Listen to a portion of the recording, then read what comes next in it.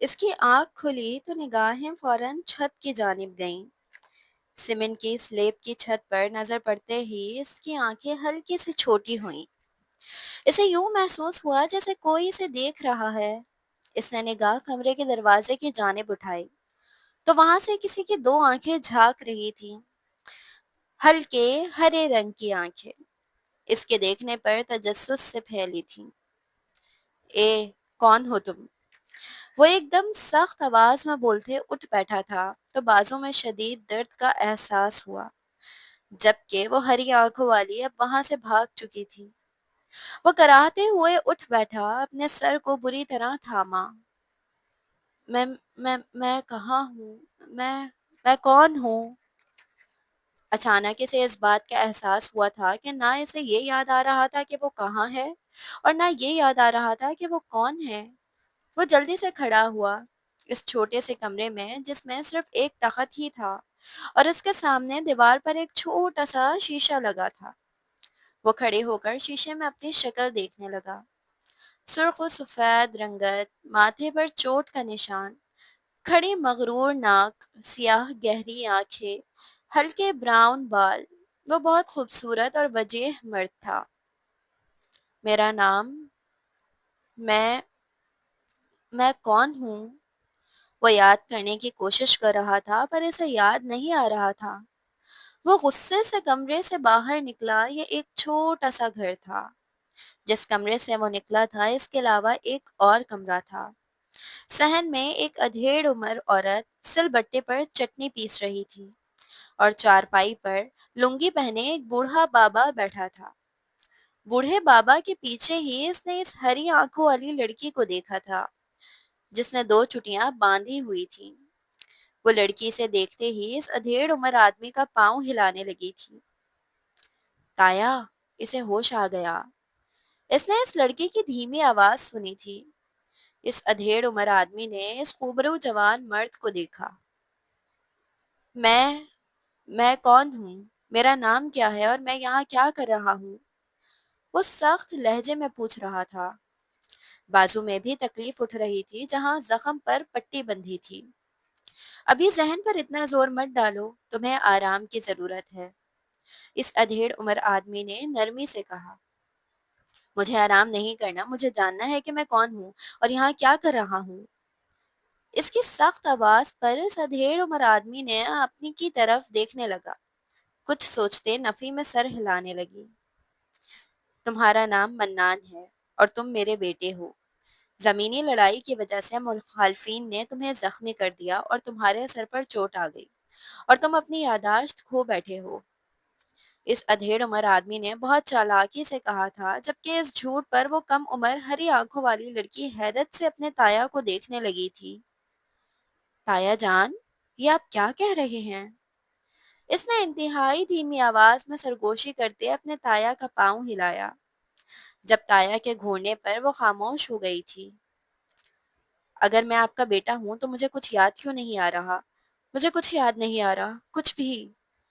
اب وہ اپنا سر پکڑتے چلایا تھا۔ جب وہ ادھیڑ عمر عورت بھاگتے ہوئے اس کی طرف آئی تھی، آنکھوں میں نمی تھی۔ سب یاد آ جائے گا، پر خود کے ذہن پر زور مت ڈالو۔ ڈاکٹر نے کہا ہے کہ اگر تم نے اپنے ذہن پر زور ڈالا تو تم سب خراب ہو جائے گا، تمہاری طبیعت اور بگڑ جائے گی۔ میں ہوں نا تمہارے ساتھ، تمہاری ماں۔ وہ عورت روتے ہوئے اس سے بول رہی تھی۔ منان نے نگاہیں اٹھا کر اس ادھیڑ عمر عورت کی آنکھوں میں اپنے لیے بے پناہ محبت اور جذبہ دیکھا تھا۔ پھر کچھ سوچتے اس نے اپنا بازو اس ادھیڑ عمر عورت کے گرد پھیلاتے اس کا سر اپنے سینے پر رکھا تھا۔ دل میں ٹھنڈک سی اتر گئی تھی۔ جبکہ چارپائی پر بیٹھا وہ ادھیڑ عمر آدمی دھیمے سے مسکرایا تھا۔ تمہیں 2 دن بعد ہوش آیا ہے، تمہیں بھوک لگی ہوگی۔ میں نے تازہ چٹنی پیسی ہے، بس باجرے کی روٹی کے ساتھ لا رہی ہوں۔ وہ ادھیڑ عمر عورت بولی تو وہ عورت آنسو صاف کرتے بولی تو وہ نوجوان ہاں میں سر ہلاتا واپس کمرے میں چلا گیا۔ اپنے سر کو بری طرح سے تھاما۔ نہ جانے کیوں اسے کچھ بھی یاد نہیں آ رہا تھا۔ ہوں کون میں؟ کچھ تو یاد آئے گا۔ وہ اپنے سر پر مٹھی مارتے بولا۔ اسے ایک بار پھر محسوس ہوا کہ کمرے میں کوئی جھانک رہا ہے۔ اس نے نگاہ اٹھائی تو وہ ہری آنکھوں والی لڑکی پھر سے جھانک رہی تھی۔ اے لڑکی، ادھر آؤ! اس نے غصے سے پکارا تو وہ دروازے سے نکلتی اس کے سامنے آئی تھی۔ تم کون ہو؟ منان نے پوچھا تو وہ اپنی ایک چٹیا کو ہاتھ پر مروڑتے گھبرا کر منان کو دیکھنے لگی۔ میرا نام سیمی ہے، کہتے وہ مسکرانے لگی۔ میں حمید تایا کی بھتیجی ہوں، وہ چہک کر بتا رہی تھی۔ حمید تایا کون؟ منان نے ماتھے پر بر ڈالے پوچھا۔ وہی جو ابھی آپ سے ملے ہیں باہر۔ اس کے منہ سے بے اختیار نکلا۔ منان نے آنکھیں چھوٹی کیے اس لڑکی کو گھورا۔ تم میرے بابا کی بات کر رہی ہو؟ منان کے سوال پر سیمی نے تیزی سے ہاں میں سر ہلایا۔ سیمی نام کچھ عجیب نہیں ہے؟ منان کے ماتھے کے بل ختم ہوئے تو وہ اس کے نام پر اٹکا تھا۔ میرا نام سامیہ ہے، سب پیار سے مجھے سیمی کہتے ہیں، آپ بھی مجھے سیمی کہیے گا۔ وہ بہت لاڈ سے کہہ رہی تھی جب منان کے ماتھے پر بل پڑے۔ مجھے تم سے کوئی محبت یا کوئی رغبت محسوس نہیں ہو رہی، اور نہ مجھے کچھ ایسا یاد پڑتا ہے، اس لیے میں تمہیں سیمی نہیں کہوں گا، اب جاؤ یہاں سے۔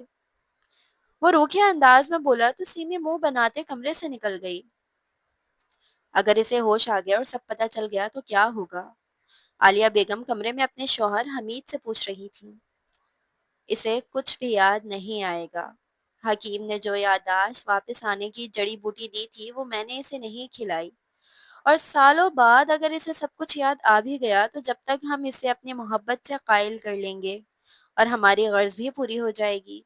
میں نے سوچا ہے میں اسے سیمی کے ساتھ باندھ دوں گا، پھر اگر یادداشت واپس آ بھی گئی تو وہ ہم سے دور نہیں جا سکے گا، ہمارا سہارا بن کر رہے گا۔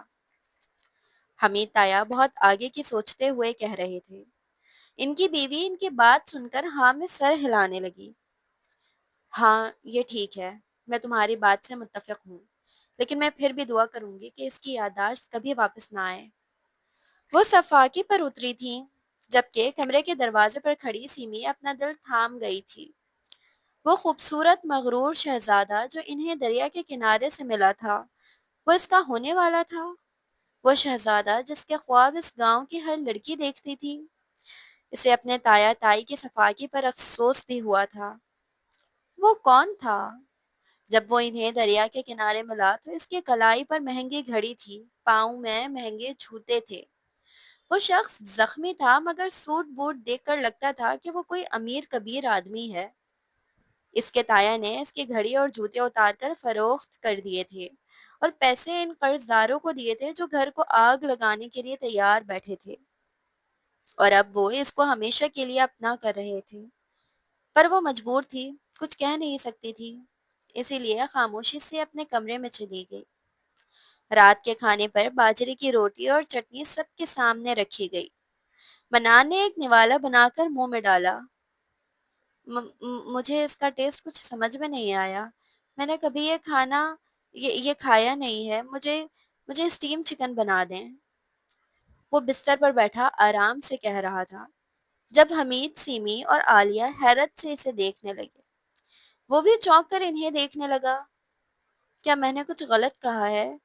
وہ پریشانی سے پوچھ رہا تھا۔ نہیں، آپ نے کچھ غلط نہیں کہا، مگر ہمارے ہاں مرغا تو صرف عید تہوار پر ہی بنتا ہے۔ یہ بولنے والی سیمی تھی۔ منان نے گھور کر اسے دیکھا، جس پر وہ فوراً سے زبان دانتوں تلے دباتی خاموشی سے کھانا کھانے لگی تھی۔ بیٹا، تم آج یہ کھا لو، کل میں تمہارے لیے مرغ کا انتظام کر دوں گی۔ عالیہ بیگم نے محبت سے کہا تو وہ زہر مار کرنے والے حلق سے نیچے اتارنے لگا۔ ایسا نہیں تھا کہ وہ کھانا برا تھا، پر اسے ایسا کیوں لگ رہا تھا کہ اس نے یہ کھانا زندگی میں کبھی نہیں کھایا۔ کھانے کے بعد حمید نے اسے دوائیاں دی تھیں آرام کے لیے، اور وہ ان جڑی بوٹیوں کے زیر اثر جلد نیند میں چلا گیا تھا۔ سیمی کافی دیر تک اس کے دروازے پر کھڑی اس کے سوئے ہوئے وجود کو دیکھتی رہی تھی، اور پھر مسکراتے خود سے شرماتے اپنے کمرے میں چلی گئی تھی۔ اسے ڈھونڈے جبران صاحب، وہ ایسے کیسے کہہ سکتے ہیں وہ نہیں ملا؟ ماں جبران صاحب سے کہیں میرے حیدر کو ڈھونڈ کر لائیں، ورنہ میں سچ کہہ رہی ہوں میں مر جاؤں گی۔ وہ روتے ہوئے بولی تو سب بے بسی سے اسے دیکھ رہے تھے۔ آج حیدر کو غائب ہوئے 1 ہفتہ ہو چکا تھا۔ اس کی ایکسیڈنٹ شدہ گاڑی کھائی کے کنارے پر ملی تھی، پر اس میں حیدر نہیں تھا۔ سی سی ٹی وی فوٹیج میں بھی دیکھا تھا، پر اس میں بھی کوئی سراغ نہ ملا تھا۔ نیچے کھائی میں جا کر بھی ریسرچ آپریشن کیا گیا تھا، پر وہاں بھی حیدر نہیں ملا تھا۔ حیدر بابر شاہ اس ملک کا جانا مانا نام تھا۔ لوگ ڈرتے تھے اس سے، کیونکہ وہ بہت سخت مزاج تھا۔ صفاقی کی ایک گہری لکیر اس کے ماتھے پر تھی۔ جتنا وہ حسن میں وجیہہ تھا، اتنا ہی ضدی اور بے رحم بھی تھا۔ نرمیس نے آج تک اپنے ماں باپ کے بعد صرف مہر ماہ کے ساتھ ہی کی تھی۔ مہر ماہ، جس سے 1 مہینے پہلے ہی اس کی شادی ہوئی تھی۔ وہ اس کی کزن تھی، جو بچپن سے اس سے بے پناہ محبت کرتی تھی، اور وہ بھی مہر ماہ سے محبت کرتا تھا۔ مہر ماہ سے محبت کی سب سے بڑی وجہ مہر ماہ کی اعلیٰ ظرفی تھی۔ اس نے ہمیشہ مہر ماہ کو اعلیٰ ظرف پایا تھا، اور وہ اپنی زندگی میں ایک ایسی ہی عورت چاہتا تھا جو اسے سمیٹ کر چل سکے۔ لیکن شادی کے 1 مہینے بعد ہی ایک حادثے میں اس کی گاڑی کا بہت برا ایکسیڈنٹ ہو گیا تھا۔ مہر ماہ بیٹا، ہم حیدر کو ڈھونڈ رہے ہیں، پوری کوشش کر رہے ہیں، بس جلد حیدر کو ڈھونڈ نکالیں گے، جبران صاحب تسلی دے رہے تھے۔ لیکن میں پھر بھی کہوں گا، آپ اپنے آپ کو تیار رکھیے گا، کیونکہ جو حادثہ ہوا ہے۔ ابھی جبران صاحب نے اتنا ہی کہا تھا جب مہر ماہ روتے ہوئے چیخی، میرا دل گواہی دیتا ہے کہ میرے حیدر کو کچھ نہیں ہوا، کچھ بھی نہیں ہوا حیدر کو، سنا آپ نے؟ وہ روتے ہوئے اپنے کمرے میں بھاگ گئی تھی، جبکہ حیدر کے والد صاحب اب منہ پر مٹھی رکھے جبران کو گھور رہے تھے۔ آپ کو بھی لگتا ہے بابر صاحب کہ میں جھوٹ کہہ رہا ہوں؟ کیا آپ کو بھی لگتا ہے کہ میں کوشش نہیں کر رہا حیدر کو ڈھونڈنے کی؟ مجھے میری اولاد کی طرح عزیز تھا وہ۔ جبران نے افسوس سے کہا تو بابر شاہ ہاتھ کے اشارے سے اسے جانے کا کہتے اپنے کمرے کی جانب بڑھ گئے۔ ان کا جوان بیٹا غائب ہوا تھا۔ وہ تو یہ بھی نہیں جانتے تھے کہ وہ زندہ تھا یا مر گیا تھا۔ ان کے اب تک کے مضبوط کندھے جیسے جھک سے گئے تھے، یوں لگتا تھا جیسے کسی نے سر پر سے چھت چھین لی ہو۔ اگلے دن صبح جب منان کی آنکھ کھلی تو اپنے منہ کے بالکل اوپر سیمی کا چہرہ تھا۔ اس کے منہ سے بے ساختہ چیخ نکلی تھی۔ اسے چیختا دیکھ سیمی بھی چیختے پیچھے ہٹی تھی۔ احمق لڑکی، عقل ہے تمہارے اندر؟ کیا کر رہی تھی میرے اوپر جھکی ہوئی؟ وہ انتہائی غصے سے بولا تھا، اس کے جبڑے تن گئے تھے۔ اوہو، کچھ نہیں کر رہی تھی، وہ ایک مچھر بیٹھا تھا آپ کے ماتھے پر تو میں نے انگوٹھے سے دبا دیا۔ دیکھیں اس کا خون لگا ہے آپ کے ماتھے پر۔ وہ کہتے ساتھ کھی کھی کرتے ہنسنے لگی تھی، جب منان نے فوراً اپنے ماتھے پر ہاتھ پھیرا تھا۔ اس کے ماتھے پر واقعی ہلکا سا خون لگا تھا۔ چھی، کتنی گندی ہو تم، تمہاری ہمت کیسے ہوئی یہ کرنے کی؟ اچانک وہ گھن کھاتا دھاڑا تھا اور پھر تخت سے رومال اٹھا کر اپنا ماتھا صاف کرنے لگا۔ گھن کیوں کہہ رہے ہیں؟ آپ ہی کا خون تھا، آپ کے ماتھے پر ہی بیٹھ کر پیا تھا اس نے، وہ اب منہ بناتے ہوئے کہہ رہی تھی۔ منان نے اسے گھورا۔ وہ ہری آنکھوں والی لڑکی اس سے بہت کم عمر تھی۔ وہ 28 سالہ بھرپور جوان تھا، اور وہ سامنے کھڑی لڑکی بمشکل 19 سال کی تھی۔ اب کھڑی کھڑی میری شکل کیا دیکھ رہی ہو؟ جاؤ یہاں سے، وہ بے رخی سے بولا تو سیمی کمرے سے باہر نکل گئی، لیکن پھر واپس پلٹی اور دوبارہ کمرے کے اندر جھانکا۔ اس سے پہلے کہ منان کچھ کہتا، وہ منان کو زبان دکھا کر چھڑا کر بھاگ چکی تھی۔ منان اس کی اس حرکت پر پیچ و تاب کھا کر رہ گیا تھا۔ وہ کمرے سے باہر آیا تو آنگن کے چارپائی پر عالیہ نے اس کا ناشتہ لگا دیا، دیسی گھی کے پراٹھے اور ہاف فرائی انڈا۔ دیسی گھی وہ لوگ ویسے تو نہیں کھاتے تھے، لیکن اس کا خاص اہتمام منان کے لیے کیا گیا تھا، کیونکہ حکیم کے مطابق منان کافی کمزور ہو چکا تھا۔ یہ اتنا آئلی کیوں ہے؟ میں اتنا آئلی نہیں کھاتا۔ پراٹھے کو ہوا میں بلند کرتے اس پر سے ٹپکتے گھی کو دیکھتے ہوئے بولا، تو عالیہ بیگم منہ بسور کر اسے دیکھنے لگی، جبکہ سیمی ایک بار پھر کھی کھی کھی کھی کر کے ہنسنے لگی۔ اس کی کھیکی کھیکی بند کروائیں ورنہ میں اس کے دانت توڑ دوں گا، وہ انتہائی غصے سے بولا۔ تو عالیہ بیگم نے سیمی کو گھورا جب وہ منہ پر انگلی رکھے مسکراہٹ دباتی سر جھکا گئی تھی۔ بیٹا، یہ آئلی نہیں ہے، یہ دیسی گھی ہے۔ اس سے تمہارے اندر طاقت آئے گی، اور تم شاید بھول گئے ہو کہ تم یہ بہت شوق سے کھاتے تھے۔ عالیہ بیگم اسے بہلا پھسلا رہی تھیں اور وہ ان کے بہلانے پھسلانے میں آ بھی گیا تھا۔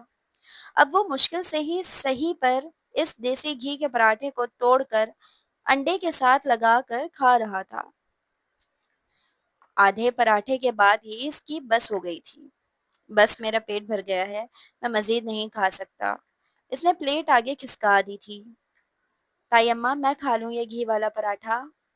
پیچھے سے سیمی نے کہا تھا۔ عالیہ بیگم نے اسے گھورا تھا، لیکن پھر اشارے سے اجازت دے دی تھی۔ یہ میرا جھوٹا کھائے گی؟ منان نے فوراً، ہاں تو کیا ہوا، آپ اتنے گندے بھی نہیں ہیں کہ آپ کا جھوٹا نہ کھا سکوں۔ وہ چہک کر کہتی اس کے سامنے چارپائی پر بیٹھ گئی تھی۔ منان نے سنجیدگی سے اسے گھورا تھا، جو منان کی نظروں کو نظر انداز کیے اب دیسی گھی کے پراٹھے اور انڈے سے انصاف کر رہی تھی۔ نفی میں سر ہلاتا وہ اپنے کمرے کی جانب بڑھ گیا تھا، جب دروازہ زور سے دھڑ دھڑایا۔ عالیہ بیگم دل دہل کر اٹھی، جبکہ سیمی بھی منہ میں نوالا بھرے چونک کر دروازے کو دیکھنے لگی۔ عالیہ بیگم نے جا کر دروازہ کھولا تو سامنے گاؤں کے زمیندار کا بیٹا اور اس کے ساتھ دو آدمی تھے، جو بنا اجازت گھر میں داخل ہوئے جا رہے تھے۔ کہاں ہے تمہارا بوڑھا شوہر؟ سنا ہے سارے گاؤں کا قرضہ لٹا دیا، لیکن ہمارا قرضہ ابھی تک نہیں لوٹایا۔ زمیندار کا بیٹا سر کے پیچھے ہاتھ لے جاتے سخت سے لہجے میں بولا تو عالیہ بیگم گھبرا کر سیمی کو دیکھنے لگی۔ سیمی عالیہ بیگم کا اشارہ سمجھتے گھبرا کر کمرے میں بھاگنے لگی۔ جب زمیندار کے بیٹے کی آواز پر رکی، اوئے تو یہیں رک! اس نے بہت برے انداز میں سیمی کو پکارا تھا۔ وہ کام کر وہیں رک گئی تھی، کیونکہ جانتی تھی زمیندار کے بیٹے کے ساتھ دو آدمی بھی تھے۔ وہ کچھ نہیں کر سکتی تھی۔ جبکہ یہ ساری آوازیں سنتا منان کمرے سے باہر نکلا تھا۔ وہ باہر آیا تو باہر کھڑا زمیندار کا بیٹا اور اس کے دونوں آدمی منان کے سامنے بچے لگنے لگے تھے۔ یہ چھوکرا کون ہے؟ اسے گھر میں کیوں رکھا ہے؟ جوان بیٹی کے ہوتے یہ سب کرنا تمہیں زیب نہیں دیتا؟ زمیندار کا بیٹا منان کو دیکھتے پوچھنے لگا، جبکہ اس کے اس سوال پر عالیہ بیگم بری طرح گھبرائی تھی کہ کہیں منان کو شک نہ ہو جائے۔ یہ کس طرح بات کر رہے ہو تم میری ماں سے؟ منان غصے سے دھاڑا تھا، جبکہ زمیندار کا بیٹا آئیبرو چکائے اسے دیکھنے لگا تھا۔ اوہو، اس چھوکرے کے لیے تو نہیں لائے اس کو؟ ویسے میرے پاس قرضہ معاف کروانے کا دوسرا طریقہ بھی ہے۔ اپنی اس بھتیجے کو میرے حوالے کر دو اور سمجھو سارا قرضہ معاف۔ اب وہ سیمی کو دیکھتے خباثت سے کہہ رہا تھا، جبکہ منان غصے سے مٹھیاں بھیج گیا، جبکہ جبڑے بری طرح تن گئے تھے۔ سیمی فوراً زمیندار کے بیٹے کی نظروں سے چھپتے منان کے پیچھے ہوئی تھی۔ اگر تم نے ایک اور بکواس کی تو میں تمہارا منہ توڑ دوں گا۔ Get out from here! وہ غصے سے دھاڑا تو سب چونک کر اسے دیکھنے لگے۔ سیمی بھی آنکھوں میں حسرت لیے اسے دیکھ رہی تھی۔ وہ انگریزی بول رہا تھا جس کا اس گاؤں میں تصور بھی مشکل تھا۔ او انگریز بابو! کہیں اس کی انگریزی سے متاثر ہو کر تو نہیں اپنی بیٹی اس کو سونپ دی؟ وہ خباثت سے بولنے سے باز نہیں آ رہا تھا، جب منان نے ضبط کھوتے آگے بڑھتے پے در پے کہیں مکے اس کے منہ پر مارے تھے۔ Shut up you bastard! تمہاری ہمت کیسے ہوئی اتنی بکواس کرنے کی؟ آئی ول کل یو ڈیم اٹ! وہ دھاڑ رہا تھا کہ عالیہ بیگم اور سیمیا پریشانی سے اسے پیچھے ہٹانے لگی تھیں۔ چھوڑ دو بیٹا، یہ زمیندار کا بیٹا ہے، ان لوگوں سے پنگے نہیں لیتے۔ یہ امیر لوگ ہیں، یہ ہمارا گاؤں میں رہنا مشکل کر دیں گے۔ وہ ڈر کر کہتی منان کو پیچھے ہٹا رہی تھی، جب منان غصے سے چلایا، یہ ہمارا زندہ رہنا تو تب مشکل کریں گے جب میں انہیں زندہ چھوڑوں گا۔ میں آج ہی انہیں جان سے مار دوں گا۔ ان کی ہمت کیسے ہوئی میرے گھر میں آ کر میری عورتوں پر غرانے کی؟ وہ بلند آواز میں کہتا اسے مار رہا تھا، جب حمید صاحب اندر داخل ہوئے۔ وہ یہ سارا معاملہ دیکھ کر گھبرا گئے تھے اور گھبرا کر منان کو پیچھے ہٹایا تھا۔ زمیندار کا بیٹا اب زخمی حالت میں زمین پر پڑا تھا اور خوف زدہ ہوتے اٹھ کر دروازے کی طرف بھرا تھا۔ دیکھ لیا تم لوگوں نے، میرا شیر بیٹا واپس آ چکا ہے۔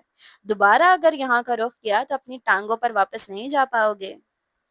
حمید صاحب غرائے تھے۔ زمیندار کا بیٹا ان کو غصے سے دیکھتے وہاں سے چلا گیا تھا، جبکہ عالیہ بیگم اب منان کے قریب جاتے ان کے سینے پہ سر رکھتے رونے لگی تھی۔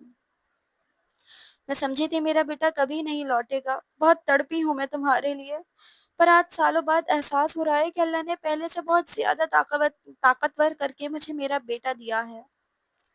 وہ روتے ہوئے کہہ رہی تھی۔ منان کے سر میں درد کی ٹھیسیں اٹھنے لگی تھیں۔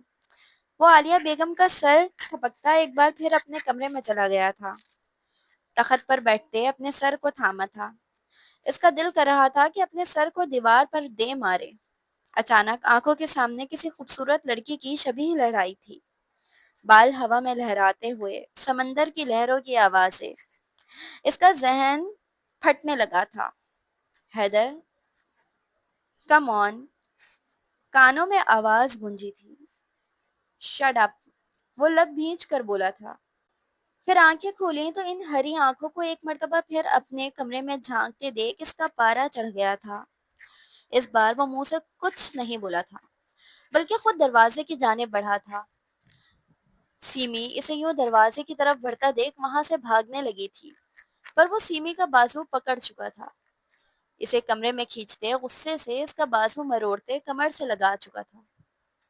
بہت شوق ہے تمہیں میری جاسوسی کا، ہاں؟ پھوڑ دو تمہاری یہ ہری آنکھیں میں۔ وہ غصے سے بولا تو سیمی کراہنے لگی۔ چھوڑ دو منان، مجھے تو بس تائی نے کہا تھا کہ آپ کی خیریت دیکھ لوں، ورنہ آپ اتنے کوئی حور پرے نہیں ہیں کہ چھپ چھپ کر آپ کو دیکھوں گی۔ وہ منہ بناتے بولی تو منان نے ایک جھٹکے سے اسے چھوڑا۔ وہ لڑکھڑاتے ہوئے گرتے گرتے بمشکل بچی۔ بہت سڑو ہیں آپ، وہ نم لہجے میں کہتی کمرے سے باہر نکل گئی تھی، جبکہ اس کے نم لہجے پر منان کو کوئی فرق نہیں پڑا تھا۔ وہ اپنے بستر پر لیٹ گیا تھا۔ دماغ میں ایک نام گونجا تھا، حیدر۔ کون تھا یہ حیدر؟ بس یوں لگا تھا کہ وہ اس حیدر نامی شخصیت کو بہت گہرائی سے جانتا ہے۔ وہ کمرے کی کھڑکی کے پاس کھڑی تھی۔ باہر بارش برس رہی تھی اور اندر اس کی آنکھوں سے گرم سیال بہتا اس کے گالوں کو بھگو رہا تھا۔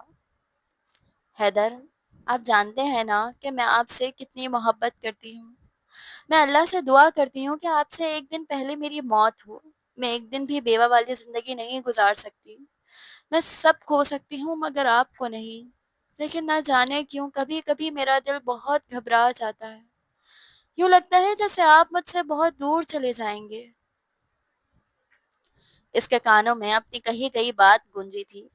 اس کے جواب میں حیدر نے اس کا ہاتھ تھامتے لبوں سے لگایا تھا۔ تمہیں ایسا کیوں لگتا ہے؟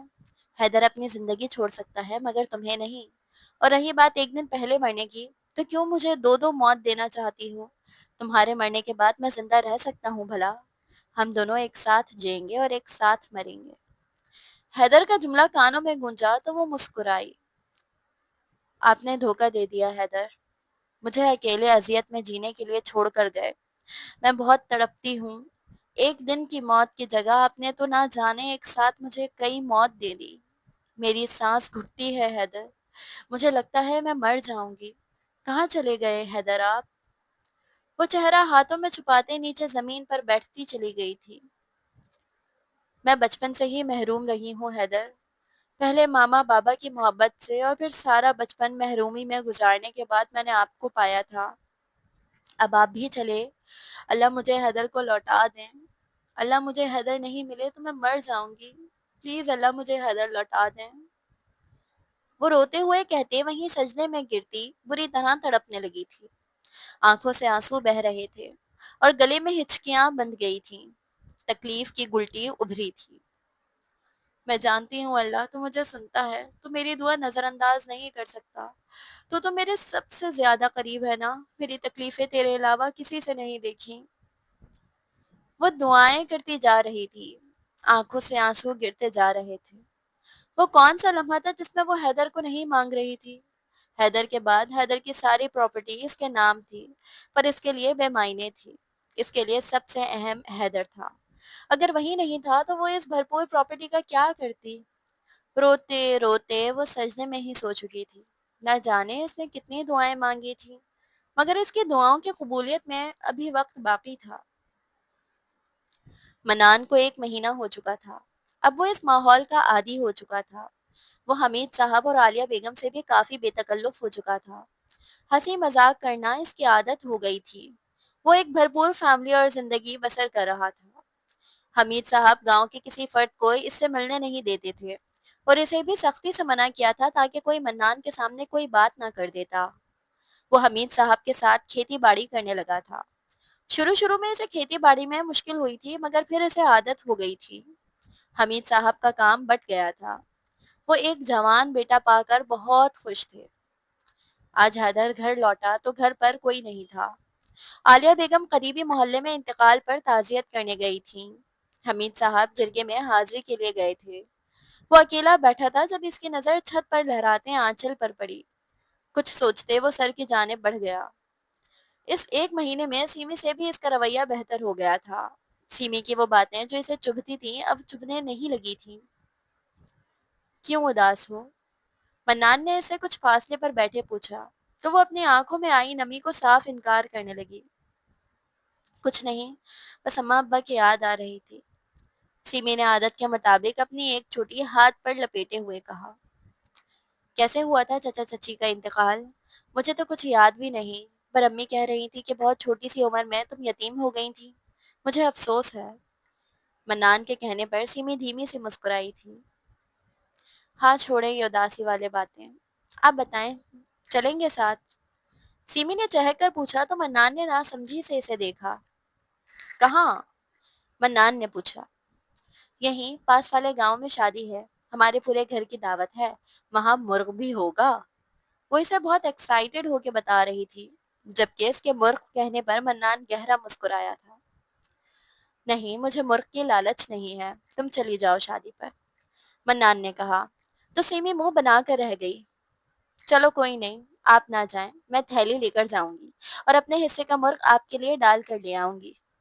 وہ رازداری سے کہتی رہی تھی جبکہ منان نے اب اس کی بات پر قہقہہ لگایا تھا۔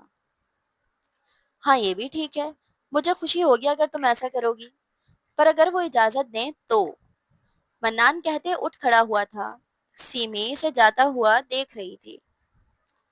شام سیمی عالیہ بیگم کے ساتھ جانے کے لیے تیار ہونے لگی تھی۔ وہ تیار ہو کر باہر آئی تو منان حمید صاحب کے ساتھ چارپائی پر ہی بیٹھا تھا۔ نگاہ اوپر اٹھائی تو پل بھر کے لیے اس کی نگاہ ٹھہر گئی۔ آج وہ ہمیشہ سے مختلف بالوں کو کھولے ہوئے تھی۔ بال کھولنے پر منان کو اندازہ ہوا تھا کہ اس کے بال بے پناہ لمبے تھے، کمر سے نیچے آ رہے تھے۔ بالوں میں ہلکے ہلکے لچھے تھے۔ میک اپ کے نام پر اس نے کاجل، ہلکے لپسٹک اور مسکارا لگایا تھا۔ لباس کے نام پر شہنیل کا فراک پہنا تھا۔ سردیوں کے اوائل دن تھے۔ گہرے جامنی رنگ کا لباس اس پر خوب جچ رہا تھا۔ کچھ پل کے لیے تو وہ محبوط رہ گیا تھا۔ کیسے لگ رہی ہوں میں؟ وہ حمید صاحب کے سامنے آئی تھی۔ حمید صاحب نے اس کا ماتھا چوما تھا۔ ہمیشہ کی طرح بہت خوبصورت میری بیٹی، حمید صاحب نے کہا تو اب کی بار اس نے رخ منان کی جانب کیا، جو اسے دیکھتے ہی رخ پھیر گیا تھا۔ سیمی اترا ہوا چہرہ لے کر دروازے کی جانب بڑھ گئی تھی، پر وہ نہیں جانتی تھی کہ منان نے کس قدر مشکل سے اس سے نگاہیں چرائی تھی۔ شام حمید صاحب جب آرام کرنے کمرے میں گئے تو منان چھت پر آ گیا۔ وہ آسمان کی طرف دیکھنے لگا۔ آسمان بہت صاف تھا۔ ہوا تازہ تھی۔ ایسے میں اس کے ذہن میں سیمی گھومنے لگی۔ اب تک کی یادداشت میں اسے صرف سیمی، عالیہ بیگم اور حمید صاحب کو ہی دیکھا تھا، اور وہ تینوں اسے جان سے زیادہ عزیز ہو گئے تھے۔ سیمی شروع شروع میں اسے بہت زچ کرتی تھی، پر اب سیمی کی شرارتیں اسے اچھی لگنے لگی تھیں۔ بیگانگی میں وہ سیمی کی شرارتوں کا انتظار کرنے لگا تھا۔ وہ معصوم سی لڑکی کب اس کے دل میں اترتی جا رہی تھی، اسے اس بات کا اندازہ نہیں ہو رہا تھا۔ شاید اس لیے کہ وہ بہت صاف دل کی تھی، اور اس نے اتنے صاف دل کی لڑکی کہیں نہیں دیکھی تھی۔ ایک وجہ یہ بھی تھی کہ اس نے 1 2 بار حمید صاحب کے منہ سے سنا تھا کہ وہ اس کا اور سیمی کا رشتہ بچپن میں ہی کر چکے تھے، اور سیمی ان کی بہو بننے والی ہے۔ وہ اس وقت انہیں انکار یا اقرار نہیں کر سکا تھا، پر اب اس کا ذہن آہستہ آہستہ اس بات پر آمادہ ہو رہا تھا۔ काफी देर छत पर बैठने के बाद वो आराम की गर्ज से अपने कमरे में आ गया था। कमरे में आते वो बिस्तर पर लेटा था। आंखें मूंदी ही थीं जब जहन के पर्दे पर झमाका सा हुआ था। हैदर, अगर तुम्हें मेरे अलावा कोई दूसरी लड़की पसंद आ गई तो क्या करोगे? इस लड़की ने चहकते हुए पूछा था। आंखों में बेतहाशा दीप जले थे। तुम्हारे आगे आई 1000 लड़कियां तुम पर कुर्बान। हैदर सिर्फ तुम्हारा है। वो सरगोशी से अपनी आवाज की लगी थी। वो खौफ से उठ बैठा था। माथे पर पसीने के कतरे नमूदार थे। ये मुझे क्या याद आता है? कौन है ये लड़की? और क्यों बार बार मेरे ख्वाबों में आती है? और कौन है ये हैदर? मैं तो किसी हैदर को नहीं जानता। और इसकी आवाज भी तो बिल्कुल मेरे जैसी है। या अल्लाह, मुझ पर पर्दे खोल दे। क्या अम्मा अब्बा मुझसे कुछ छुपा रहे हैं? वो खुद से सवाल करने लगा था, पर इसके पास किसी सवाल का जवाब नहीं था। वो वापस एक बार फिर बिस्तर पर लेट गया। वो बाबर शाह के ऑफिस के अंदर दाखिल हुई थी। बाबर शाह जो लैपटॉप पर मसरूफ थे, मेहर माँ को अपने कमरे के दरवाजे पर देख हैरान हुए थे। क्या हुआ है मेहर माँ? तुम अचानक यहाँ? इन्होंने मेहर माँ से पूछा तो मेहर माँ की आंखों में नमी उतरने लगी। मैंने आपसे कहा था कि हमें हैदर के मामले में किसी पर एतबार नहीं करना चाहिए, मगर आपने कहा कि जिब्रान साहब बचपन से साथ हैं, इनसे ज्यादा काबिल एतबार कोई नहीं। यही कहा था ना आपने? मेहर माँ रोते हुए पूछ रही थी, जबकि अब बाबर शाह के चेहरे पर भी परेशानी नुमायां हुई थी। हाँ कहा था, पर इन सबका क्या मतलब? कुछ हुआ है क्या? इन्होंने तहम्मुल से पूछा। जिब्रान साहब ने कहा था कि इनकी हैदर से आखिरी बार बात एक्सीडेंट से पहले हुई थी, पर मैंने हैदर की तमाम कॉल हिस्ट्री और डिटेल्स निकलवाई थी। जिब्रान साहब की हैदर से आखिरी बार बात हैदर के एक्सीडेंट से 1 घंटा पहले हुई थी। वो बोली तो बाबर शाह के माथे पर बल पड़े। फिर जिब्रान ने झूठ क्यों बोला? वो परेशानी से बड़बड़ाए। इसका मतलब साफ है कि जो कुछ हुआ है इसमें जिब्रान साहब बराबर के शरीक हैं, क्योंकि जो कुछ हो रहा है इसमें किसी अपने का शरीक होना जरूरी है, और वो अपने जिब्रान साहब हैं, क्योंकि वो ना तो आप हैं और ना मैं हूँ। वो बोली तो बाबर शाह सोच में पड़ गए। मैं इसे छोड़ूंगा नहीं। मैं आज ही पुलिस को फोन करूंगा। वो इससे सब उगलवा लेगी। वो गुस्से से कहते फोन उठाने लगे थे, जब मेहरमा ने इनके हाथ पर अपना हाथ रख दिया। आप कुछ नहीं करेंगे। मैंने प्राइवेट डिटेक्टिव हायर किए हैं। हम नहीं जानते कि पुलिस भी साथ मिली हुई है या नहीं, क्योंकि ऐसा मुमकिन ही नहीं है कि इतने ज़रूरी केस पर इन्हें कुछ ना मिला हो। हमने जिब्रान साहब के खिलाफ एक्शन लिया तो हम पकड़े जाएंगे बाबा। मेहरमा बोली तो बाबर साहब इसकी बात समझते धीमे से सर हाँ में हिलाने लगे। तो तुम्हें क्या लगता है, हैदर जिंदा है? बाबर साहब ने बहुत उम्मीद से यह सवाल पूछा था।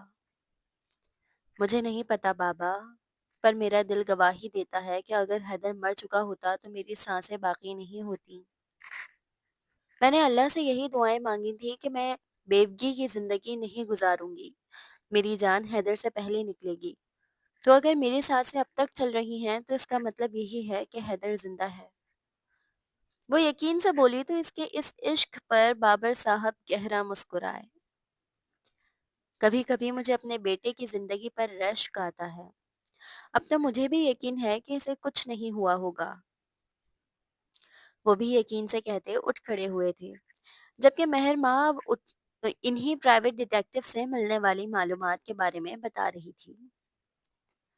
वो हाथ में डिब्बा पकड़े खेत की जानिब जा रही थी। होठों पर धीमी सी मुस्कुराहट थी। आज इसने बालों को 2 पोनी की जगह एक चोटी में कैद किया था। सियाह रंग के सादा से कपड़ों में वो घटाओं में छुपा चांद लग रही थी। मन्नान ने इसे दूर से ही देख लिया था। होठों पर मुस्कुराहट उभरी थी। अभी वो कुछ आगे बढ़ी ही थी जब दरमियान में 2 लड़कों ने इसका रास्ता रोक लिया था। दूर से देखते मन्नान के माथे पर बल पड़े थे। इनमें से एक जमींदार का वही बेटा था और एक इसका दोस्त। अच्छा खासा शहरी बाबू फंसाकर अपने साथ खेती बाड़ी में लगा लिया। ایک موقع مجھے تو دے دیتی جانے من، تمہارے خاطر تو میں بھی زمین دھول چاٹ لیتا۔ وہ دل فریبی سے کہتے سینے پر ہاتھ رکھ گیا تھا۔ سیمیں گھبرا کر پیچھے ہوئی تھی۔ "یہ یہ کیا بکواس ہے؟ پیچھے ہٹو، میرا راستہ چھوڑو"۔ وہ گھبراتے ہوئے بولی تھی۔ کھیت تو ابھی بہت دور تھا اور یہ علاقہ بھی بہت سنسان تھا، لیکن وہ نہیں جانتی تھی کہ کھیت میں گھاس کے ڈھیر کے اوپر بیٹھا منان پہلے ہی یہ سب دیکھ چکا تھا اور اب تیزی سے ان کی طرف آ رہا تھا۔ ارے، ایسے کیسے راستہ چھوڑ دیں؟ رستے تو آپ نے بدل لیے محترمہ، ورنہ ہم تو سالوں سے اسی رستے پر دل بچھائے۔ ابھی اس کا جملہ مکمل نہیں ہوا تھا جب کسی نے اسے بالوں سے پکڑتے زمین پر دھکا دیا تھا۔ زمیندار کا بیٹا پریشانی سے نگاہیں اٹھا کر دیکھنے لگا تھا۔ تم باز نہیں آؤ گے، تم سدھرنے والوں میں سے نہیں ہو، کتے کی تم ٹیڑھی کی ٹیڑھی، کہتے منان نے سے ٹھوکروں کی زد میں لیا تھا۔ زمیندار کے بیٹے کا دوست تو فوراً ہی بھاگ گیا تھا، جبکہ چاہنے کے باوجود منان نے زمیندار کے بیٹے کو نہیں چھوڑ رہا تھا۔ چھوڑے منان، اسے مر جائے گا، پلیز چھوڑ دیں۔ چلاتے ہوئے سیمی نے منان کو بازو سے پکڑتے پیچھے کھینچا تھا، جبکہ زمیندار کا بیٹا موقع کو غنیمت جانتے ہوئے تیزی سے وہاں سے بھاگ گیا تھا، پر پلٹ کر غصے سے سیمی کو گھورنا نہیں بھولا تھا۔ تم یہاں کیا کر رہی ہو؟ منع کیا تھا نا میں نے کہ گھر سے قدم باہر مت نکالنا۔ غصے سے دھاڑتے ہوئے منان نے اس کا بازو پکڑا تھا اور اسے کھینچتے ہوئے واپس گھر کے اندر لے گیا تھا۔ عالیہ بیگم جو نماز کے بعد دعاؤں میں مشغول تھیں، شور شرابے پر باہر نکل کے آئی تھیں، پر منان سختی سے انہیں کمرے سے باہر رہنے کا کہہ چکا تھا۔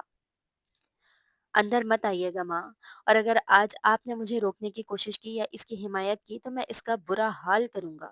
آپ ہمارے بیچ میں مداخلت نہیں کریں گی۔ وہ سختی سے بولا تو عالیہ بیگم بے بسی سے لب بھیج گئیں۔ کیوں گئی تھی باہر؟ منع کیا تھا، اب جوان ہو گئی ہو، بہت شوق ہے بے پردہ باہر گھومنے کا۔ وہ اب سیمی پر دھاڑ رہا تھا۔ سیمی اب سر جھکائے آنسو بہا رہی تھی۔ جواب دو۔ منان کا غصہ کسی طور کم نہیں ہو رہا تھا۔ وہ ایک مرتبہ پھر دھاڑا تو سیمی سسکیاں بھرتے رونے لگی۔ سسکیوں کی آواز پر منان نے آنکھیں زور سے میچی اور چہرے پر ہاتھ پھیرتے خود کو قابو کرنے لگا۔ باہر کا ماحول ایسا نہیں ہے سیمی، اور تم جانتی ہو باہر تمہارے دشمن بیٹھے ہیں، پھر کیوں ان کو موقع دیتی ہو؟ تم جانتی ہو نا تم ہمیں کتنی عزیز ہو، اگر تمہیں کچھ ہو گیا تو ہم کیا کریں گے؟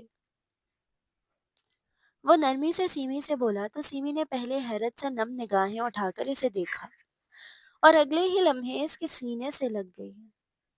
مجھے نہیں معلوم تھا یہ ہو جائے گا منان، میں تو بس کھانا دینے آ رہی تھی کیونکہ تائی امی کے پاؤں میں درد تھا۔ میں خود بھی بہت ڈر گئی ہوں، وہ تو شکر ہے کہ اللہ نے آپ کو ہماری زندگی میں بھیج دیا فرشتہ بنا کر، اگر آپ نہیں ہوتے تو ہم کیا کرتے؟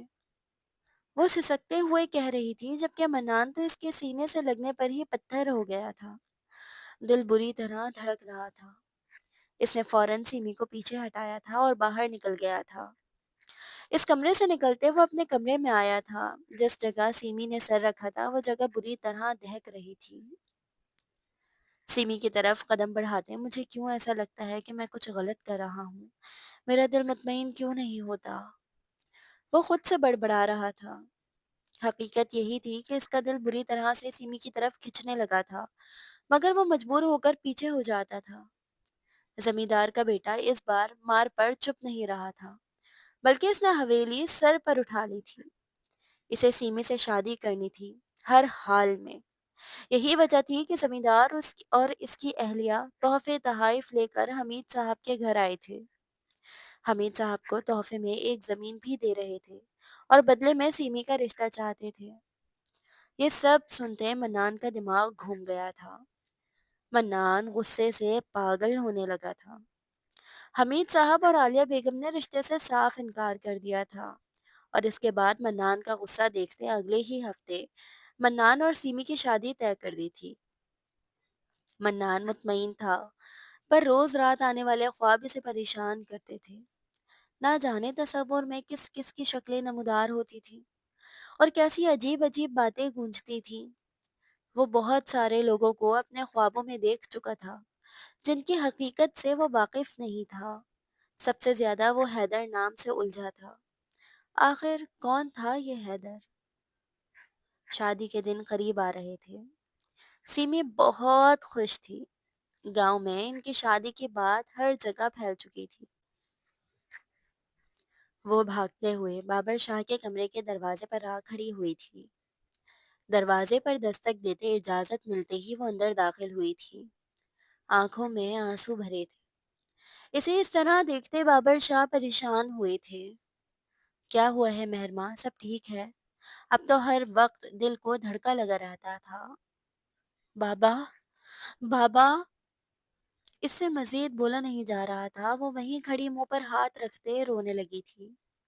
بابر صاحب پریشان ہوتے اس کی طرف بڑھے تھے۔ کیا ہوا ہے مہرماں، مجھے بتاؤ۔ انہوں نے مہرماں کے سر پر ہاتھ رکھتے پوچھا تھا۔ بابا، حیدر زندہ ہے۔ وہ یہ کہتے ان کے گلے لگتے بری طرح سے رونے لگی تھی، جبکہ بابر شاہ آنکھیں میچ گئے تھے۔ آنکھوں سے آنسو گرنے لگے تھے۔ کہاں ہے وہ؟ انہوں نے بے قراری سے پوچھا تھا۔ بس پتہ چل گیا ہے، ہم کل ہی وہاں جائیں گے۔ ہم حیدر کو واپس لے آئیں گے۔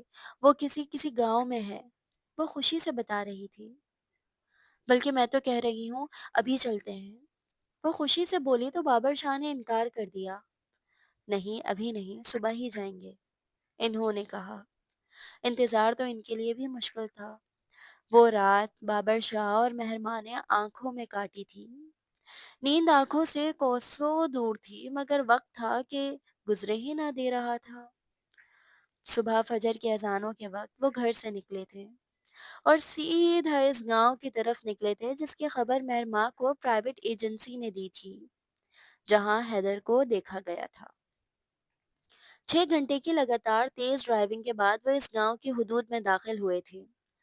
2 بڑی گاڑیاں آگے پیچھے گاؤں میں داخل ہوئی تھیں۔ گاؤں میں شور مچا تھا، بچے ان گاڑیوں کے آگے پیچھے بھاگنے لگے تھے۔ وہ بتائے گئے ایڈریس پر پہنچے تھے۔ گاڑی ایک خستہ حال گھر کے سامنے رکی تھی۔ اس کا دروازہ زنگ آلود تھا، اندر سے ڈھولک کی آواز آ رہی تھی۔ یہی گھر ہے بابا، مہرماں نے خوف زدہ لہجے میں کہا تھا۔ یوں لگتا تھا کہ آنکھیں کھلیں گی اور یہ منظر غائب ہو جائے گا اور حیدر کا ملنا صرف خواب ہی رہ جائے گا۔ 3 مہینے اس نے تڑپ کر گزارے تھے۔ آنکھیں حیدر کو دیکھنے کو ترس گئی تھی۔ دروازے پر دستک دی تو گھر کا دروازہ کھلا۔ اندر ڈھولک بج رہی تھی۔ ایک طرف ایک لڑکی پیلے رنگ کے لباس میں بیٹھی تھی تو اس کے سامنے کچھ لڑکیاں ڈھولک پر گانے گا رہی تھیں۔ اندر نظر پڑتے اس کی نگاہ ایک منظر پر ٹھہر گئی تھی۔ چارپائی پر حمید صاحب بیٹھے تھے، پھر کوئی اور بزرگ اور پھر حیدر۔ حیدر کی نگاہ بھی دروازے کی جانب اٹھی تھی اور وہ پتھر ہو گیا تھا۔ نگاہیں اٹک گئی تھیں۔ اس کی یادداشت واپس نہیں آئی تھی، پر وہ اس چہرے کو بہت اچھی طرح پہچانتا تھا۔ یہی تو وہ چہرہ تھا جسے وہ ہر رات خواب میں دیکھ رہا تھا۔ بابر صاحب تیزی سے اندر داخل ہوئے۔ حیدر، میرا حیدر! ڈھولک کی آواز رک گئی تھی۔ بابر شاہ حیدر کی جانب بڑھے تھے اور ہاتھوں سے حیدر کا چہرہ چھونے لگے تھے۔ حیدر، حمید صاحب یہ سب دیکھتے پریشان ہونے لگے تھے۔ وہ سوٹڈ بوٹڈ ادھیڑ عمر آدمی انہیں بری طرح ٹھٹکا گیا تھا۔ کون ہیں آپ لوگ اور یہاں کیوں آئے ہیں؟ حمید صاحب نے پوچھا، جبکہ گھبرائی تو عالیہ بیگم اور سیمی بھی تھے۔ آپ لوگ کون ہیں؟ حیدر نے پوچھا تو اس بار مہرماں آگے آئی تھی۔ حیدر، تم کیسے بھول سکتے ہو مجھے؟ 3 مہینے تمہاری جدائی میں گزارے ہیں میں نے، اور میرا اللہ جانتا ہے کہ میں نے کیسے یہ وقت گزارا ہے۔ تمہاری زندگی کی امید پر زندہ تھی میں۔ یہ کہتے وہ حیدر کے گلے لگی تھی۔ یہ دیکھتے سیمی کا سانس رکا تھا، لیکن اس بار حیدر کو ویسا محسوس نہیں ہوا تھا جیسے سیمی کے قریب آنے پر محسوس ہوتا تھا۔ بے اختیار اس کے ہاتھ مہرماں کے گرد بندھے تھے۔ یہ منظر دیکھتے سیمی اندر چلی گئی تھی۔ دل تھا کہ سینے میں پھڑک پھڑک کر مر جانے کو تیار تھا۔ تو کیا بس یہیں تک مدت تھی ان کی خوشیوں کی؟ پر انہوں نے بھی تو غلط کیا تھا، یہ سوچتے وہ آنکھیں میچ گئی تھی۔ اگر آج منان حقیقت جان جاتا تو تا عمر ان سے نفرت کرتا۔ وہ سب برداشت کر سکتی تھی مگر منان کی نفرت نہیں۔ میں میں مہر ماں ہوں حیدر، اور یہ تمہارے بابا۔ تم ایسے کیوں دیکھ رہے ہو جیسے تم ہمیں جانتے نہیں؟ وہ لوگ یقین دلانے لگے تو اچانک حیدر کے سر میں درد کی ٹھیسیں اٹھنے لگیں۔ یہ سب دیکھتے حمید صاحب پریشان ہوئے تھے اور فوراً حکیم صاحب کو بلایا تھا۔ حیدر بری طرح چیخ رہا تھا۔ مہر ماں اور بابر صاحب بھی پریشان ہوئے تھے۔ انہوں نے حیدر کو چارپائی پر لٹایا تھا۔ وہ چیختے چیختے بے ہوش ہو چکا تھا۔ حکیم نے حیدر کا چیک اپ کرنے کے بعد غصے سے حمید صاحب کو دیکھا تھا۔ میں نے کہا تھا کہ انہیں کچھ بھی یاد دلانے کی کوشش مت کیجیے گا، ذہن پر زور نہ ڈالیے گا۔ جو بھی یاد آنا ہوا وہ خود ہی کچھ عرصے تک ادویات سے یاد آ جائے گا۔ ذہن پر زور ڈالنے سے شریانیں پھٹ سکتی ہیں۔ وہ غصے سے کہہ رہے تھے جبکہ بابر شاہ اور مہر ماں کی آنکھوں سے آنسو بہنے لگے تھے۔ حکیم دوائی دے کر جا چکا تھا۔ بابر شاہ اور مہر ماں وہیں حیدر کے پاس بیٹھے تھے۔ گھنٹوں بعد حیدر کو ہوش آیا تھا، اور جب ہوش آیا تھا تو ذہن کا ہر پردہ صاف ہو چکا تھا۔ اس کی یادداشت واپس آ چکی تھی۔ وہ مہر ماں کو اور بابر صاحب کو پہچان چکا تھا۔ پر یادداشت واپس آنے کے ساتھ اسے وہ سارے لمحات بھی یاد آئے تھے جو 3 مہینوں میں اس نے یہاں گزارے تھے۔ کچھ دیر بعد وہاں سارے گھر والوں کی بیٹھک لگی تھی جس میں صرف گھر کے لوگ موجود تھے۔ سیمی تو کمرے میں تھی لیکن کھڑکی کی اوٹ سے چھپ کر حیدر کو دیکھ رہی تھی۔ حیدر نام اس پر جچتا تھا۔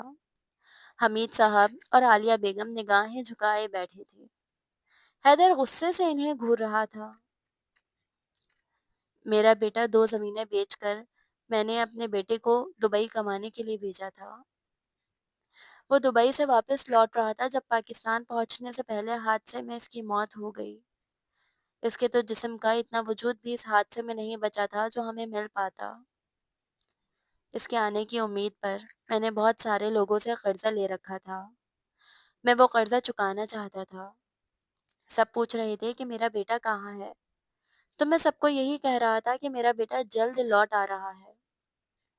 اسی دوران میں دریا پر خودکشی کرنے کے لیے گیا تھا۔ میں نے اللہ سے کہا تھا کہ اب میرے پاس جینے کی کوئی وجہ نہیں ہے۔ میں بہت مجبور تھا، مگر دریا میں کودنے سے پہلے مجھے منان، میرا مطلب ہے حیدر کا جسم ملا تھا۔ پہلے تو میں اسے مردہ سمجھا تھا، پر اس کے جسم میں سانسیں باقی تھیں۔ میں ڈر کر اسے سب سے چھپتے چھپاتے اپنے گھر لے آیا تھا۔ حکیم کو بلا کر اس کا علاج کروایا اور اس کے ہاتھ سے گھڑی، پاؤں سے جوتے اور جتنی بھی مہنگی چیزیں تھیں اور جیب میں جتنے بھی پیسے تھے سب دے کر میں نے کئی لوگوں کے منہ بند کیے تھے اور سب کو یہی کہا تھا کہ دوسرے ملک سے میرا بیٹا لوٹ آیا ہے۔ حکیم نے کئی دن تمہارا علاج کیا تھا۔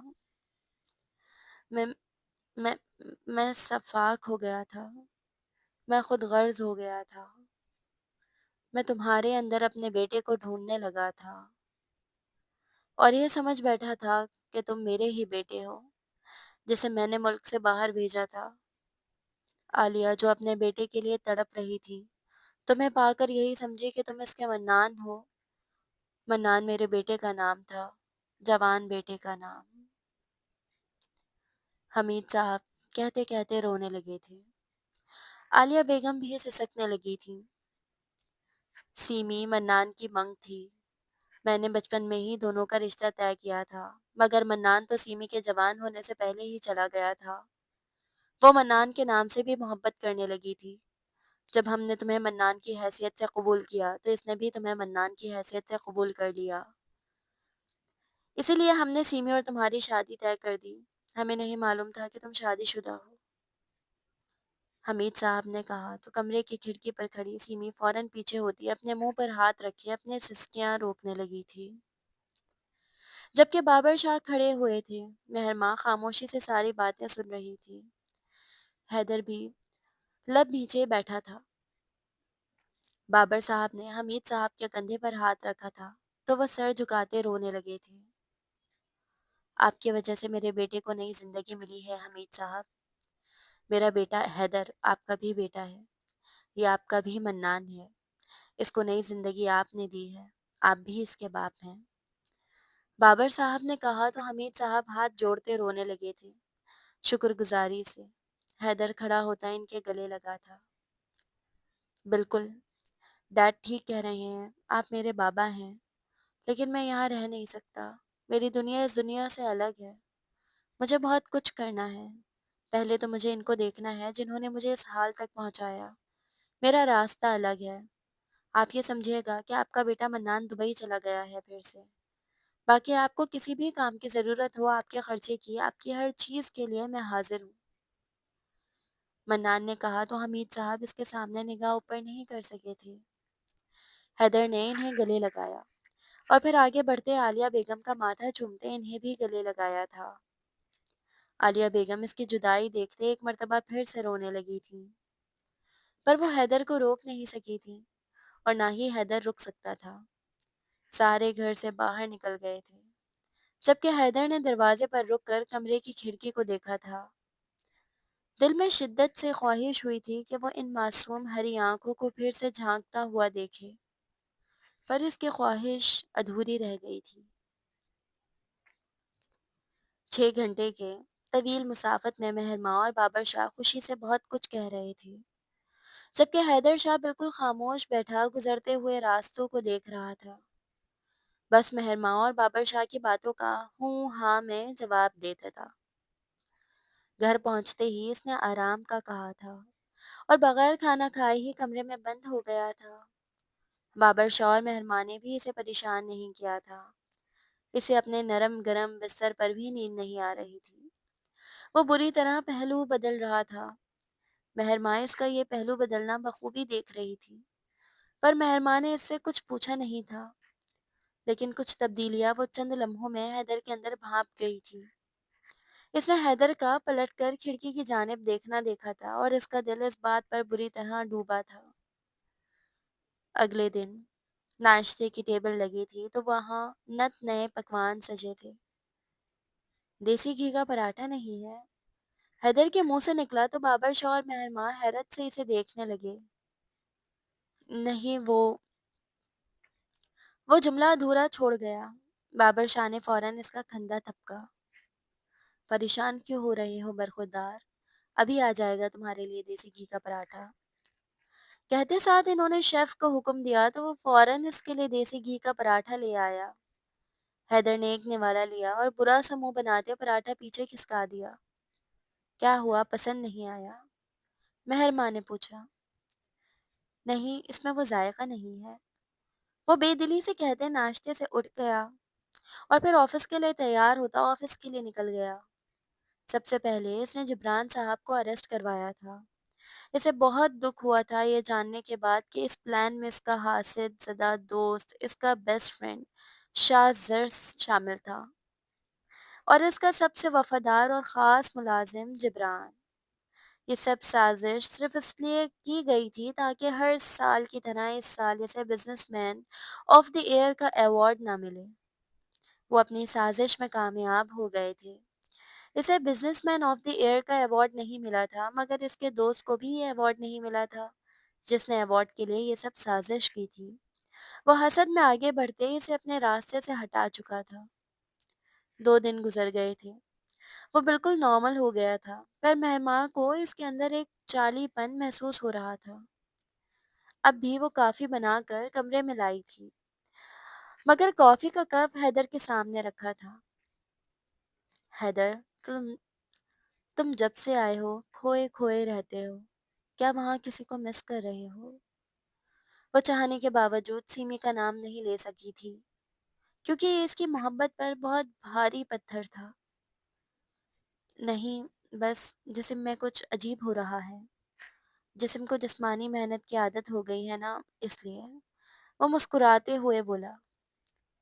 پھر مجھے لگتا ہے کہ ہمیں گاؤں جانا چاہیے، مہر ماں نے کہا۔ کیوں؟ حیدر نے پوچھا۔ وہ سیمی کی شادی زمیندار کے بیٹے سے طے ہو گئی ہے، فون آیا تھا بابا کے پاس، کل نکاح ہے سیمی کا۔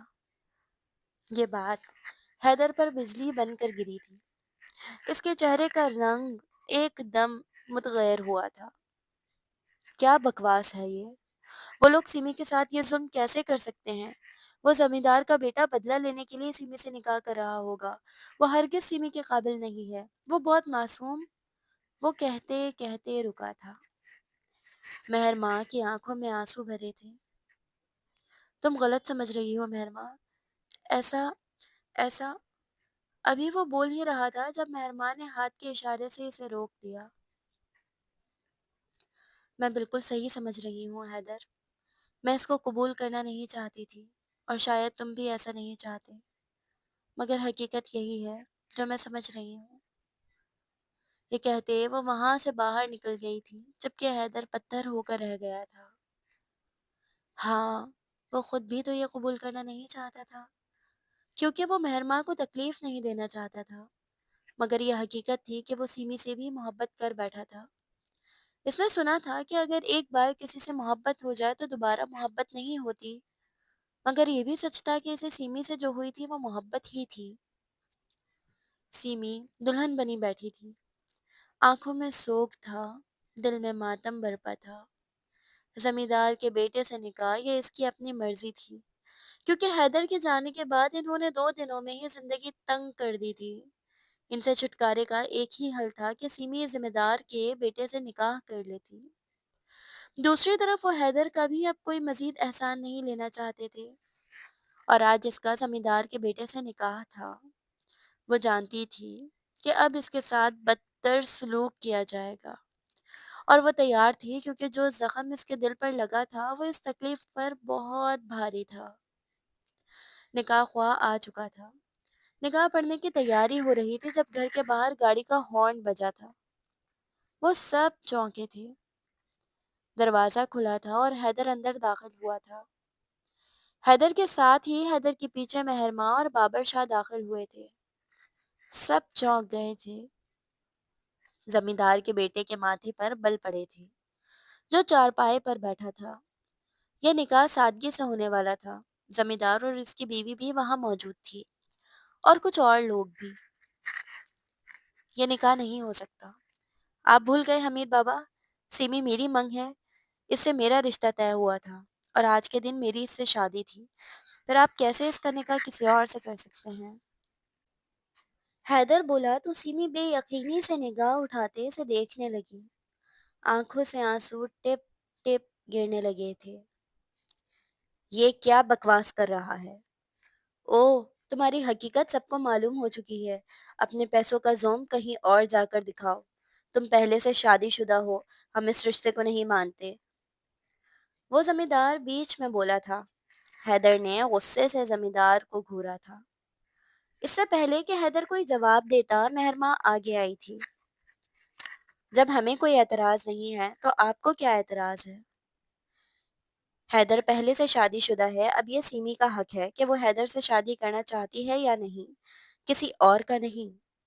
وہ ہر بار ثابت کرتی تھی کہ حیدر کو اس سے کوئی ایویں محبت نہیں ہوئی تھی۔ وہ قابل محبت تھی، بلکہ وہ قابل عشق تھی۔ میں اس شادی پر رضامند ہوں سیمی، کیا تم اس شادی پر رضامند ہو؟ پورا فیصلہ تمہارے ہاتھ میں ہے۔ مہرماں کے پوچھنے پر سیمی سر نیچے جھکائے بری طرح رونے لگی تھی، اور پھر روتے روتے ہاں میں سر ہلا دیا تھا۔ اس کی ہاں دیکھتے مہرماں کی آنکھوں سے آنسوؤں کی لڑی بہی تھی۔ وہ دھیمے سے مسکراتے پیچھے ہو گئی تھی جبکہ حیدر آنکھیں میچ گیا تھا۔ کچھ دیر بعد نکاح شروع ہوا تھا، پر اس بار نکاح حیدر اور سیمی کا شروع ہوا تھا۔ مہرماں حیدر کے برابر میں بیٹھی تھی۔ جب نکاح خواہ نے حیدر سے ایجاب و قبول کا پوچھا تو اس نے مہرماں کی جانب دیکھا۔ مہرماں نے آنکھیں میچتے اس کے ہاتھ پر اپنا ہاتھ رکھا تھا، اور حیدر قبول ہے کہہ گیا تھا۔ نکاح ہو چکا تھا سادگی سے۔ رخصتی ہوئی تھی، اور رخصتی کے بعد مہرماں حیدر کے ساتھ گاڑی کی پچھلی سیٹ پر بیٹھی تھی، اور حیدر کی دوسری جانب سیمی بیٹھی تھی۔ فرنٹ سیٹ پر ڈرائیور کے ساتھ بابر شاہ بیٹھے تھے، اور پیچھے گارڈ کی ایک گاڑی تھی۔ 6 گھنٹے کی لمبی سی مسافت کے بعد وہ لوگ ایک بار پھر گھر بیٹھے تھے۔ حیدر کمرے میں داخل ہوتے ہی سرپرائز ہوا تھا۔ اس کا کمرہ پھولوں سے سجا ہوا تھا اور مہرماں سیمی کو لے کر اس کمرے میں آ رہی تھی۔ اس کمرے پر تو تمہارا حق ہے مہرماں، حیدر نے مہرماں سے کہا تھا۔ مہرماں نے نفی میں سر ہلایا تھا۔ آج اس کمرے میں سیمی کا حق ہے حیدر، جب تک سیمی اور تمہارا کمرہ ریڈی نہیں ہو جاتا۔ مہرماں بولی تو حیدر لب بھیج گیا۔ مجھے گھورنا بند کرو اور جاؤ، سیمی کو میں نے اندر بٹھا دیا ہے، وہ تمہارا انتظار کر رہی ہے۔ اس نے بیڈ پر بیٹھی سیمی کی جانب اشارہ کرتے کہا تو حیدر نے اس کا بازو تھام دیا۔ مہرماں پلیز یہ سب مت کرو، اس نے مہرماں کو کہا تو مہرماں نے نفی میں سر ہلانے لگی۔ میں کچھ بھی نہیں کر رہی، تم اندر جاؤ۔ یہ کہتے ہوئے مہرماں اپنے آنسو روکتے دوسرے کمرے میں آ گئی تھی اور کمرے میں آتے ہی زمین پر بیٹھتی بری طرح رونے لگی تھی۔ یوں لگ رہا تھا کہ دل کو کسی نے سینے سے نوچ لیا ہو۔ بری طرح روتے وہ جس اذیت سے گزر رہی تھی کہ کوئی نہیں سوچ سکتا تھا۔ آدھے گھنٹے بعد روتے روتے اس کی ہچکی بند ہو چکی تھی۔ جب کمرے کا دروازہ کھلا تھا اور بابر شاہ کمرے میں آئے تھے، انہوں نے بیڈ پر بیٹھتی زمین پر بیٹھی مہرماں کے کندھے پر ہاتھ رکھا تھا۔ جب اتنی تکلیف تھی، نہیں بانٹ سکتی تھی حیدر کو، تو کیوں اس نکاح پر اسے مجبور کیا؟ میں اور حیدر اسی لیے انکار کر رہے تھے، میں جانتا تھا کہ تم نہیں برداشت کر سکو گی حیدر کی تقسیم، وہ کہہ رہے تھے، جبکہ مہرماں نفی میں سر ہلاتی اور بری طرح رونے لگی تھی۔ محبت کسی کو باندھ کے رکھنے کا نام نہیں ہے بابا۔ اگر میں حیدر کا نکاح سیمی سے نہیں کرواتی تو میں ساری زندگی کے لیے حیدر کو کھو دیتی۔ آپ نہیں جانتے بابا، حاصل ہوئی چیزوں کی قدر ہو یا نہ ہو، لیکن جو چیزیں حاصل نہیں ہوتی وہ تا عمر ملال بن کے حاصل ہوئی چیزوں پر حاوی رہتی ہیں۔ اگر میں سیمی کا نکاح حیدر سے نہیں کرواتی تو سیمی نہ ہوتے ہوئے بھی ساری زندگی حیدر اور میرے درمیان رہتی اور میں کہیں نہیں رہتی۔ وہ یہ کہتے بری طرح رونے لگتی تھی، جبکہ اس کی اتنی گہری بات پر بابر شاہ آنکھیں بھیج گئے۔ ٹھیک کہتا ہے حیدر بالکل تمہارے بارے میں، وہ کہتے ہوئے کھڑے ہوئے تھے۔ کیا کہتا ہے؟ اس نے چونک کر پوچھا تھا۔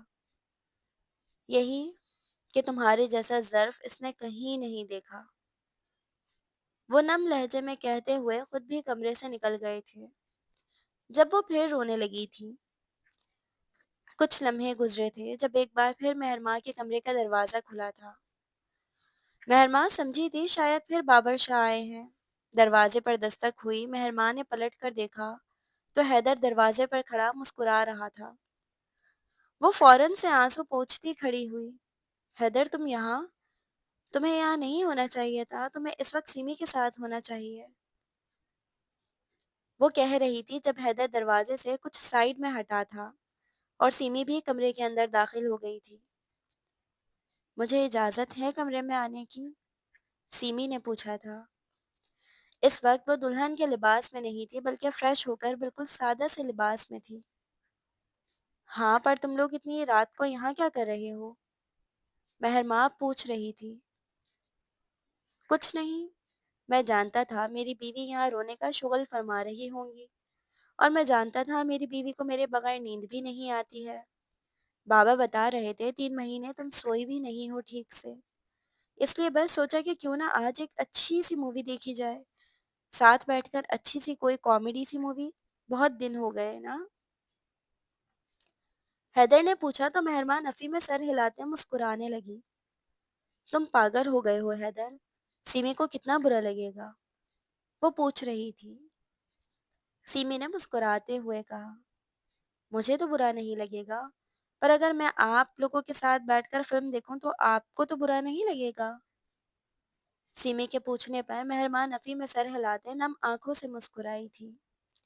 حیدر اس کے جانب بڑھا تھا اور آگے بڑھتے اس کے ماتھے پر اپنے ہونٹ رکھ دیے تھے۔ محبت کسی بھی شخص سے بے وجہ ہوتی ہے، پر تم سے محبت کرنے کی بے پناہ وجوہات ہیں میرے پاس مہرماں۔ میں نے تمہارے جیسا ظرف کبھی نہیں دیکھا کسی کے پاس۔ حیدر کہہ رہا تھا جبکہ مہرماں نظریں جھکا گئی۔ سیمی بھی آگے بڑھتی اور مہرماں کا ہاتھ تھاما۔ مہرماں نے حیرت سے اسے دیکھنے لگی تھی۔ اس نے مہرماں کا ہاتھ ہونٹوں پہ لگاتے عقیدت سے اپنے سر پر لگایا تھا۔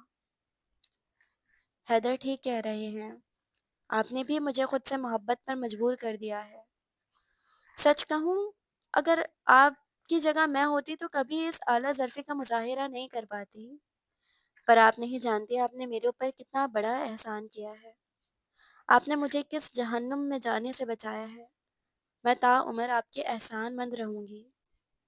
حیدر پر پہلا حق آپ کا تھا اور ہمیشہ آپ کا ہی رہے گا، وہ بولی تو مہرمائی سے روتے ہوئے گلے لگا گئی۔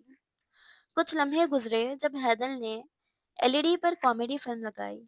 اس کی ایک طرف مہرماں بیٹھی تھی اور ایک طرف سیمی۔